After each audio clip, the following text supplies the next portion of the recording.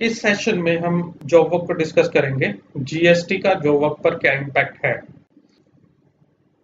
Number 1, job work को GST में service treat किया गया है irrespective of the goods consumed during the job work. तो सर्विसेज रिलेटेड सारे प्रोविजंस जॉब वर्क पर अप्लाई होंगे। पॉइंट नंबर 2, प्रिंसिपल मैन्युफैक्चरर अपने taxable goods without payment of tax आपके पास जॉब वर्क के लिए भेज सकता है। कंडीशन ये है कि उसको विद इन 1 ईयर वो गुड्स वापस मंगवाने हैं। अगर नॉर्मल गुड्स हैं, अगर कोई कैपिटल गुड्स हैं तो विद इन 3 ईयर उसको वापस मंगाने हैं, और जब वो उन गुड्स को बेचेगा तो उस पर जीएसटी पे करेगा। थर्डली, एक जॉब वर्कर दूसरे जॉब वर्कर को वो मटेरियल भेज सकता है without payment of taxes further job work करवाने के लिए। क्वेश्चन ये है कि क्या जॉब वर्कर को जीएसटी पे करना पड़ेगा? यस।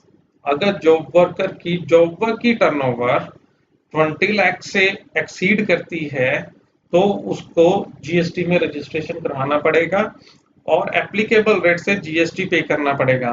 बट कौन से अमाउंट पर? एक एग्जांपल लेते हैं। से प्रिंसिपल मैन्युफैक्चरर ने 1 लाख रुपए का फैब्रिक भेजा एम्ब्रॉयडरी के लिए, जिस पर आपने 10,000 रुपए की एम्ब्रॉयडरी की और वो मटेरियल वापस भेज दिया। तो जो आपको बिल करना है वो आपको 10,000 का बिल करना है, अपना जॉब वर्क का चार्जेस, एम्ब्रॉयडरी चार्जेस, और उस पर आपको एप्लीकेबल रेट से 5% तो 500 रुपए का जीएसटी चार्ज करके डिपॉजिट करवाना है।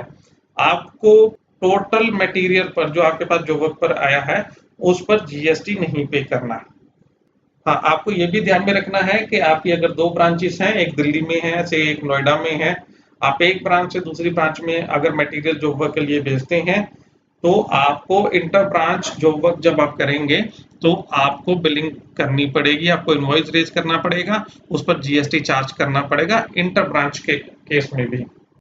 Thank you everybody for your patience hearing. If you have any query or any question, please do not hesitate to ask me at my given numbers. Thanks a lot.